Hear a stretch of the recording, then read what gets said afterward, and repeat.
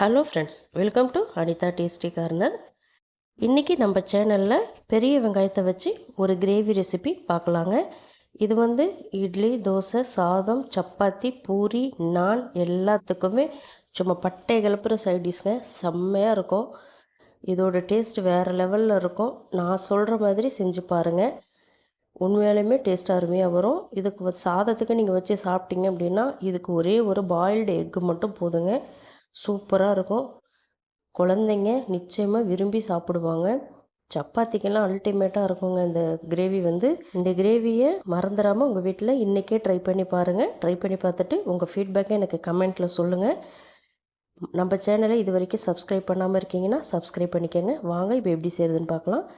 கடாய் heat பண்ணி அதில் 5லேருந்து 6 table spoon எண்ணெய் சேர்த்துக்கோங்க. எண்ணெய் நல்லா சூடானதும் 1 டீஸ்பூன் அளவுக்கு கடுகு சேர்த்துக்கோங்க. கடுகு நல்லா பொரிஞ்சதும் 2 கிராம்பு 2 ஏலக்காய் சேர்த்து பொரிய விடுங்க. அதோட 1 டீஸ்பூன் சீரகம் சேர்த்து பொரிய விடுங்க. நான் பெரிய சைஸ் வெங்காயத்தை 8 வெங்காயம் கட் பண்ணி வச்சுருக்கேன், அதை சேர்த்துக்கலாம். இதோட கொஞ்சமாக கருவேப்பிலை சேர்த்துக்கோங்க. சேர்த்துட்டு இந்த வெங்காயத்தை நல்லா ஹை ஃப்ளேமில் வச்சு கலர் மாறி வர வரைக்கும் நல்லா வதக்கி எடுத்துக்கோங்க. வெங்காயம் வந்து நல்லா ப்ரௌன் கலர் ஆகணும். வெங்காயம் வதங்கிக்கிட்டு இருக்கட்டும். நம்ம அதுக்குள்ளே போயிட்டு ஒரு பேஸ்ட் ஒன்று அரைச்சி எடுத்துகிட்டு வந்துடலாம். ஒரு மிக்சர் ஜார் எடுத்துக்கோங்க. இதில் வந்து குட்டியாக இருக்கிற தக்காளி ஒரு 8 தக்காளி கட் பண்ணி வச்சுருக்கேன், அதை சேர்த்துக்கோங்க. தக்காளி பழமாக எடுத்துக்கோங்க. அதோட 1 இன்ச்சு அளவுக்கு இஞ்சி கட் பண்ணி வச்சுருக்கேன், அதையும் சேர்த்துக்கலாம்.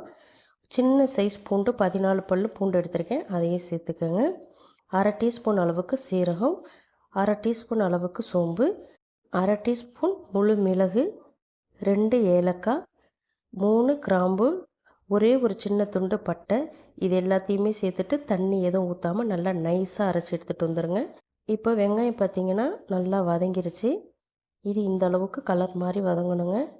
இந்தமாரி வதக்கினா தான் இந்த வெங்காய கிரேவி ரொம்ப சூப்பராக இருக்கும். இப்போ இது கூட நறுக்கி வச்சுருக்கிற பச்சை மிளகாய் 2 சேர்த்துக்கோங்க. 1/2 டீஸ்பூன் மஞ்சள் தூள் சேர்த்துக்கோங்க. 2 டேபிள் ஸ்பூன் மல்லித்தூள், 2 டேபிள் ஸ்பூன் குழம்பு மிளகாய்த்தூள், 2 டீஸ்பூன் தனி மிளகாய்த்தூள் சேர்த்துக்கோங்க. சேர்த்துட்டு இதை வந்து இந்த வெங்காயத்தோடு நல்லா கலந்து விடுங்க. வெங்காயமும் மசாலாவும் நல்லா மிக்ஸ் ஆகி வரணும். அது வரைக்கும் நல்லா லோ ஃப்ளேமில் வச்சு மிக்ஸ் பண்ணிக்கோங்க. இப்போ நல்லா கலந்தாச்சு. இப்போ இது கூட தக்காளி பேஸ்ட்டை சேர்த்துக்கலாம்.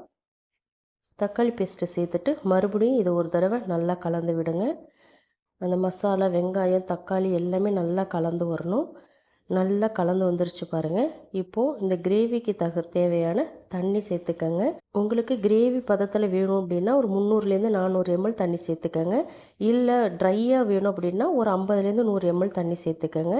இப்போது இந்த ரெசிபிக்கு தேவையான அளவு உப்பு சேர்த்துட்டு நல்லா கலந்து விட்டுக்கலாம். நான் வந்து கொஞ்சம் கிரேவி பதத்தில் வேணும் அப்படிங்கிறதுனால தண்ணி எக்ஸ்ட்ரா சேர்த்துருக்கேன். இப்போ இதை ஒரு மூடி போட்டு ஒரு 10லேருந்து 15 நிமிஷத்துக்கு குக் பண்ணி எடுத்துக்கலாம். 10 நிமிஷம் ஆகிடுச்சு. ஓப்பன் பண்ணி பார்த்துக்கலாங்க. பார்த்திங்கன்னா தெரியும், நல்ல எண்ணெய் பிரிஞ்சு பச்சை வாசனையெல்லாம் போய் நல்ல வெங்காயம் சூப்பராக குக் ஆகி வந்திருக்கு. நான் இந்த ஸ்டேஜில் இறக்கிக்கிறேன். உங்களுக்கு இன்னும் கொஞ்சம் ட்ரையாக வேணும்னா இன்னும் கொஞ்சம் நேரம் நீங்கள் ஸ்டவ்வில் வச்சு எடுத்துக்கலாம். இப்போ இதை மறுபடியும் நல்லா கலந்து விட்டுக்கோங்க. இதில் நம்ம கரம் மசாலா எதுவும் சேர்க்க தேவையில்லை. ஏன்னா நம்ம பட்டை, கிராம்பு எல்லாமே அரைச்சி சேர்த்துருக்கிறதுனால கரம் மசாலா தேவையில்லை. இப்போ இது கூட 1 டீஸ்பூன் அளவுக்கு கசூரி மேத்தி சேர்த்துக்கோங்க. கசூரி மேத்தி கட்டாயமாக சேர்க்கணுங்க. அப்போ தான் இதோட ஃப்ளேவர் ரொம்ப சூப்பராக இருக்கும். சேர்த்துட்டு இதை நல்லா கலந்து விட்டுக்கோங்க. அவ்வளோதான் ஃப்ரெண்ட்ஸ், வெங்காய தொக்கு வந்து சூப்பராக ரெடி ஆகிடுச்சு.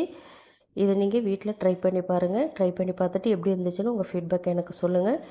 இந்த ரெசிபி பிடிச்சிருந்தா உங்கள் ஃபேமிலி மெம்பர்ஸ், ஃப்ரெண்ட்ஸ் எல்லாருக்குமே ஷேர் பண்ணி விடுங்க. நம்ம சேனலை இது வரைக்கும் சப்ஸ்கிரைப் பண்ணாமல் பார்க்குறீங்க அப்படின்னா மறந்துடாமல் சப்ஸ்கிரைப் பண்ணிக்கோங்க.